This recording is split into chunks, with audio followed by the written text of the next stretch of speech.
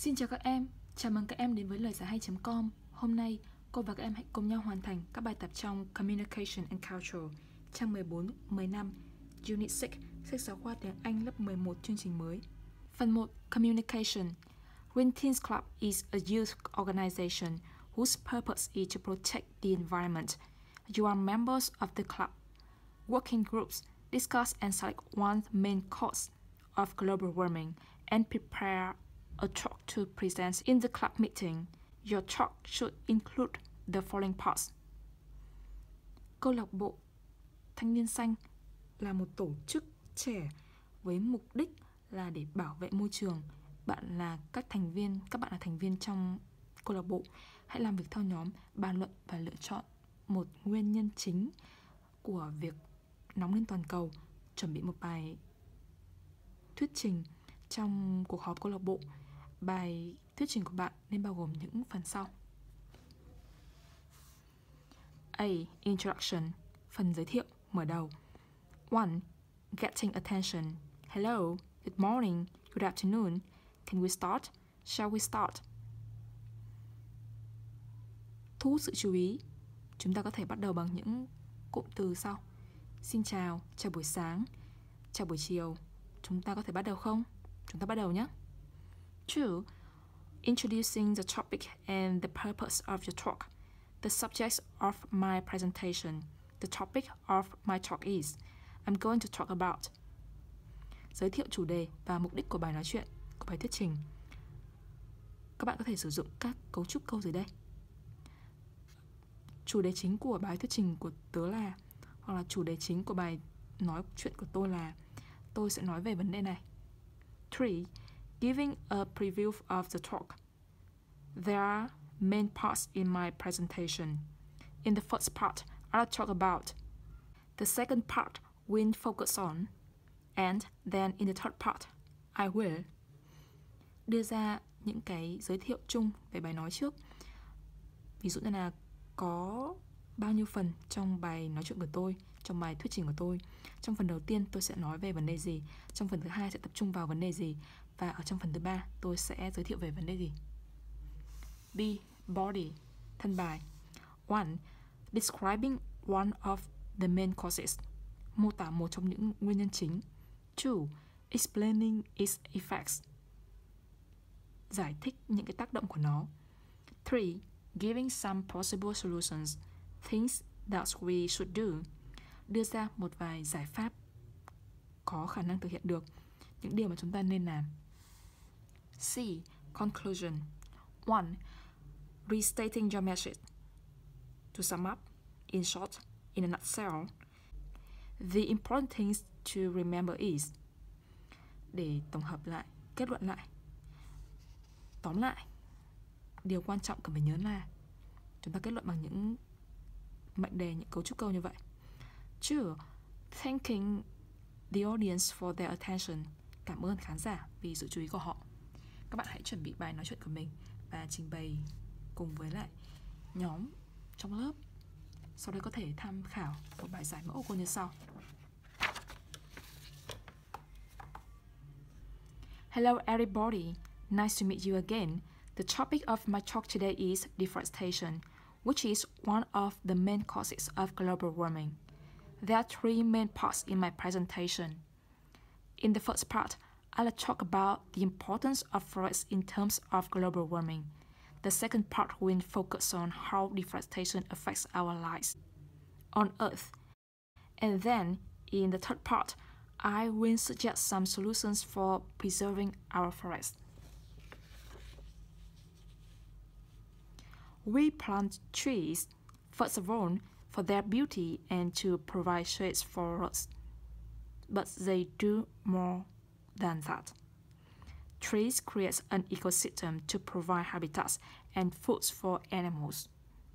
They cool the air, land, and save water. In terms of global warming, trees absorb carbon dioxide and potentially harmful gases such as sulfur dioxide, carbon monoxide from the air, and release oxygen. It means they help reduce the amounts of carbon dioxide sent to the atmosphere, so reduce the greenhouse effect.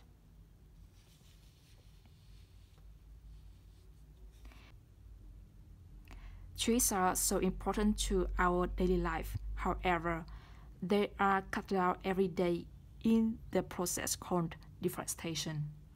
Deforestation is the cutting down of trees from an area without intentions of replanting. Trees are cut down for paper and wood products, to clear land for building houses or constructions, and to expand farming areas. Unfortunately, people are not fully aware of the dangers of cutting down trees or forests. Deforestation has many negative effects on the environment.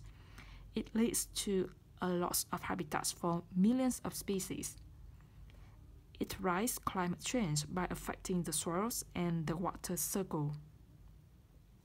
It also speeds up global warming by permitting more amounts of carbon dioxide that we release to remain in the atmosphere. As we can see clearly, deforestation changes local weather. The temperatures of many regions has increased. There has been more floods, storms, or droughts.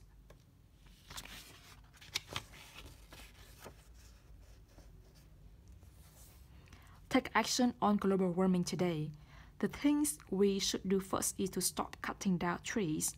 People of all ages are encouraged to plant more trees and live in a way that does not harm the environment. As students, we can share information with friends and family members on deforestation, so that as many people as possible will be aware of its danger. We need to do everything, despite the smallest, to save our planet.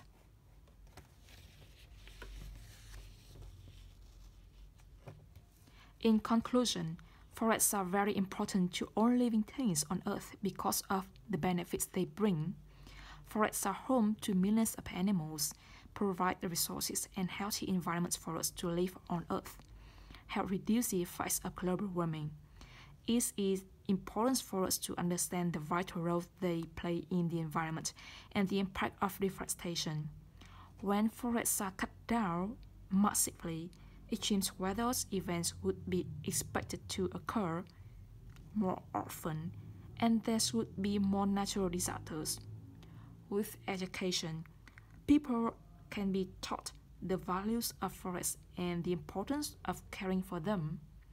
Remember that everyone can help preserve our forests and fight deforestation. Live green and inspire others to do the same. I hope you have enjoyed my presentation. Thank you for listening. Chúng ta chuyển sang phần tiếp theo. Cultures. Young voices for the planet. 1. Read the paragraphs about how youth can contribute to reducing the risk of global warming and answer the questions. Đọc các đoạn văn dưới đây về việc giới trẻ có thể đóng góp gì trong việc giảm thiểu những nguy cơ của việc nóng lên toàn cầu và trả lời các câu hỏi. Ở đây chúng ta có các đoạn văn và 4 câu hỏi cần phải trả lời. Chúng ta sẽ đọc và sẽ nghĩa từng đoạn trước nhé. Young Voices for the Planet is a series of short films that tell real stories about the different ways young people have contributed to reducing the carbon footprints of their homes, schools, communities, and countries. They planted trees, raised money for wildlife protection, raised awareness of environmental dangers, etc. There are 3 stories showing that anyone, even young kids, can make significant contributions to slow down climate change. Tiếng nói giới trẻ cho hành tinh là một loạt các bộ phim ngắn nói về những câu chuyện thật về các cách khác nhau mà những người trẻ đang đóng góp vào việc giảm thiểu cái dấu vết carbon ở trong chính gia đình của họ, ở trong trường, trong cộng đồng và trong quốc gia của họ. Họ trồng cây, những người trẻ này trồng cây, tạo lên các quỹ quyên góp tiền cho việc bảo vệ cuộc sống hoang dã, nâng cao nhận thức về mối nguy hiểm của môi trường và nhiều các hoạt động khác nữa. Có 3 câu chuyện cho mọi người thấy rằng kể cả những người trẻ cũng có thể đóng góp lớn vào việc làm chặn lại sự biến đổi khí hậu toàn cầu, sự biến đổi khí hậu. Having learned about how trees can help to reduce the amount of carbon dioxide in the atmosphere, 11-year-old Felix Flingbiner started his project, Plants for the Planet. Soon, this project helped the plant 1.2 billion trees in Germany and 12 billion trees worldwide. If the adults won't do something, we have to do it, because we'll be around for another 80 years and our grandchildren even longer, say Felix Flingbiner. Khi mà được học về cái cách mà những cái cây có thể làm giảm thiểu được lượng khí CO2 trong không khí, cậu bé 11 tuổi Felix Flingbiner bắt đầu dự án trồng cho trái đất, trồng cây cho trái đất, trồng cây cho hành tinh. Mới khi đầu thì dự án đã giúp được việc trồng 2,5 tỷ cây ở Đức và 12 tỷ cây ở trên toàn cầu. Nếu như mà những người lớn không làm điều gì thì chúng ta phải làm điều gì đó, bởi vì chúng ta sẽ ở trên hành tinh này thêm 80 năm nữa và những con cháu của chúng ta sẽ còn sống lâu hơn. Felix Flingbiner phát biểu như vậy. Oliver Bowler from New York was also 11 years old when she heard about the 2010 BP oil spill in the Gulf of Mexico and decided to do something to help. She raised money for the cleanup by creating and selling paintings of birds.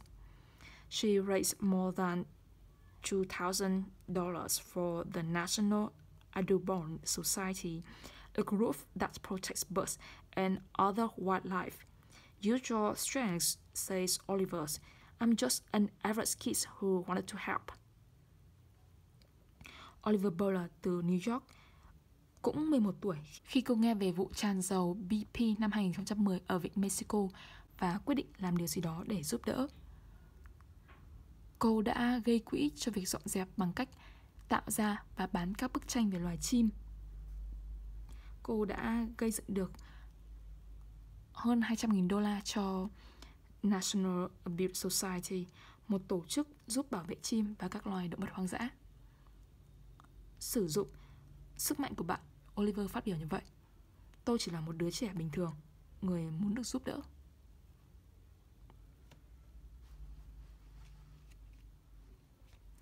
A group of students at Santa Monica High School in California got together to raise awareness about the dangers of plastic bags on ocean animals and the environment.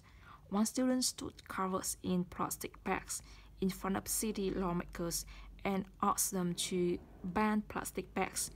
It was a success. Santa Monica was one of the first American cities to ban plastic bags. Một nhóm học sinh tại trường trung học Santa Monica, California đã cùng nhau nâng cao nhận thức về sự nguy hiểm của túi nhựa trên đại dương và môi trường. Một sinh viên đứng dậy trong túi nhựa trước các nhà lập pháp thành phố và yêu cầu họ cấm túi nhựa. Đó là một sự thành công. Santa Monica là một trong những thành phố đầu tiên của Hoa Kỳ cấm túi nhựa. Bây giờ chúng ta sẽ cùng nhau trả lời những câu hỏi ở đây. 1. What is Young Voices for the Planet?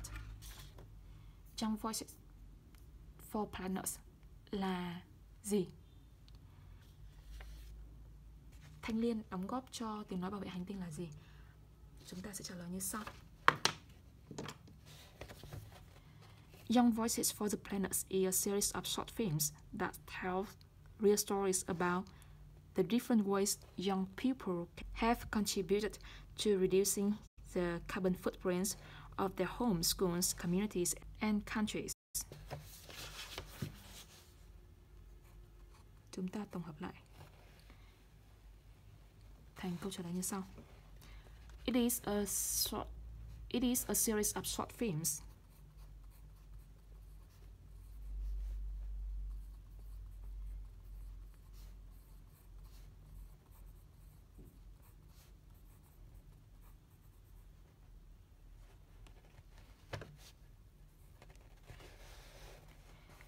that tell real stories.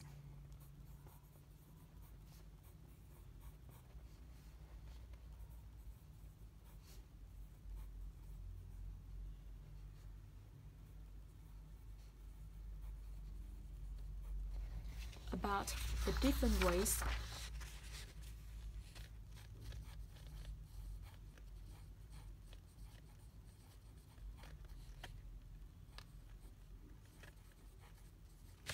young people have contributed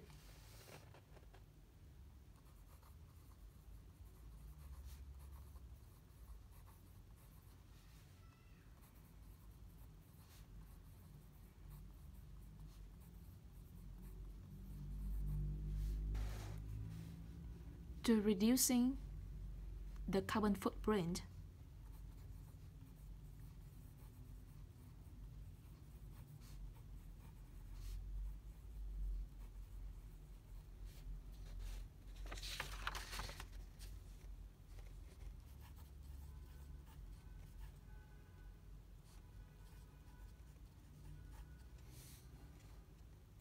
Of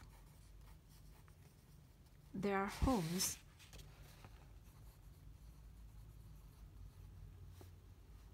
schools, communities,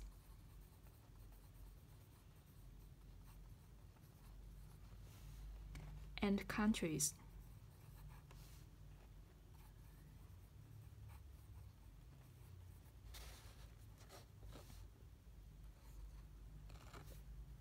Number 2. Why does Felix Feminor start his project Plants for the Planet? Tại sao Felix Feminor lại bắt đầu dự án trồng cây vì hành tinh xanh? Chúng ta trả lời rằng having learned about how trees can help to reduce the amount of carbon dioxide in the atmosphere, 11 years old Felix Feminor started his project Plants for the Planet. Tổng hợp lại, chúng ta sẽ trả lời là because he has learned about how trees can help to reduce the amount of carbon dioxide in the atmosphere.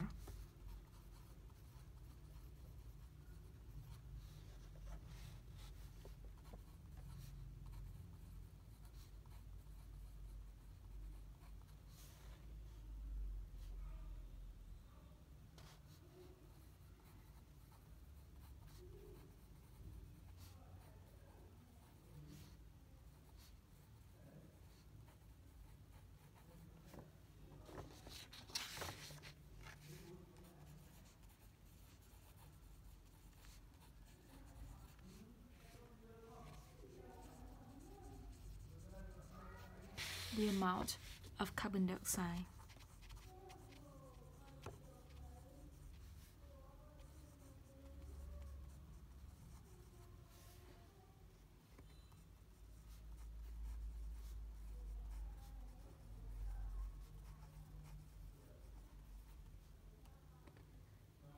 in the atmosphere. Number 3.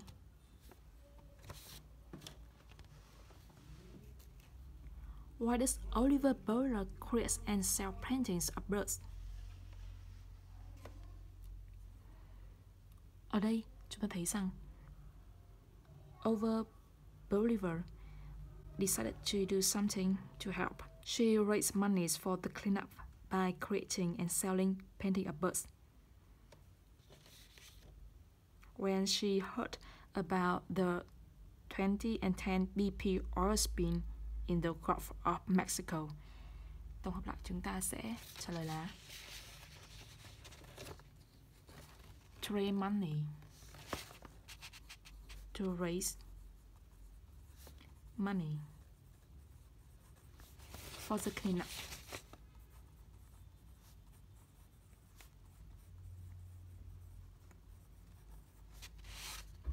of the BP oil spill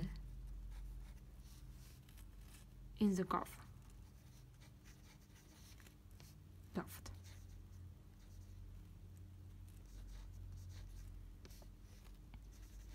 of Mexico.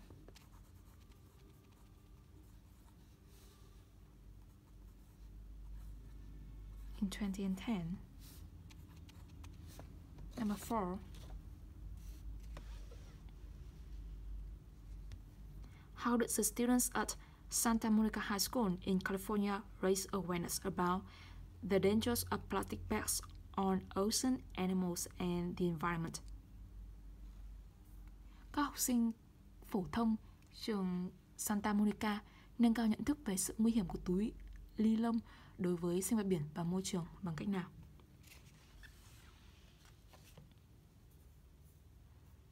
Ở đây chúng ta thấy rằng one student stood covers in plastic bags in front of city lawmakers and asked them to ban plastic bags.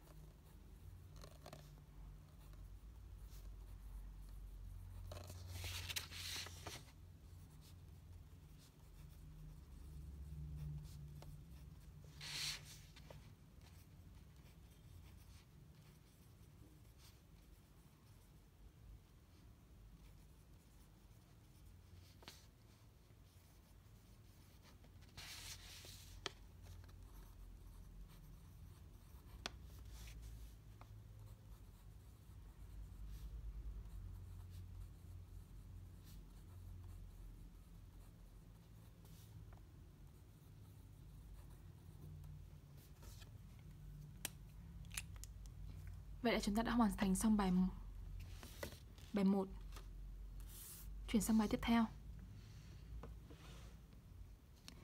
Discuss with a partner what do young Vietnamese people do to reduce the carbon footprint of their homes, schools, communities, and country. Do you know any stories about young Vietnamese people who have helped to reduce global warming?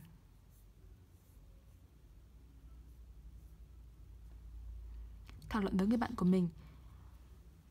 Người trẻ Việt Nam đã làm gì để giảm thiểu dấu vết carbon, tức là lượng thải khí CO2 từ gia đình của họ, môi trường, cộng đồng và đất nước. Bạn có biết câu chuyện nào về những người trẻ Việt Nam đã giúp cho để giảm thiểu sự nóng lên toàn cầu không?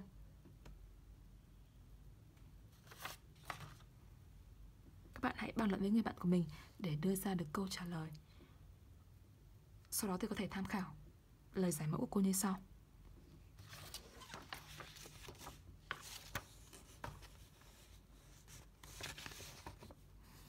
Với câu hỏi đầu tiên, what do young Vietnamese people do to reduce the carbon footprints of their homes, schools, communities and country?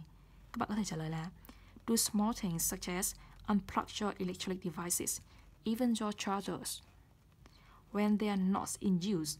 Take public transit. Choose a laptop over a desktop because it is energy efficient. Use water efficiently. Plant a tree. Be green in your yard. Tell family and friends that energy efficiency is good for their homes and the environment because it lowers greenhouse gas emissions and air pollution. Với câu hỏi thứ hai, do you know any stories about young Vietnamese people who have helped to reduce global warming? Chúng ta có thể trả lời như sau. My stories is about a group of young Vietnamese people aged 13 to 17 in Quảng Bình province who were trained to make an educational films on climate change. They scripted and filmed a 6-minute video telling a story of a fishing community in the province, where a number of homes and a school was washed away by frequent and devastating storms. Everyone should feel they have a responsibility to reduce climate change. 15-year-old Loigiaihay says proudly. Children and young people are the most vulnerable to climate change, but they are also the people who can make a change and become part of the solution. added. The filming group hoped the video could contribute to raise awareness of climate change in Vietnam and let everyone know that they can take action to reduce its impacts on the life on Earth. Vậy là cô và các em đã hoàn thành các bài tập trong Communication and Culture Unit 6, sách giáo khoa tiếng Anh lớp 11 chương trình mới. Các em hãy truy cập vào trang loigiaihay.com để xem chi tiết các bài giảng khác. Chúc các em học tốt và hẹn gặp lại trong các video bài giảng tiếp theo.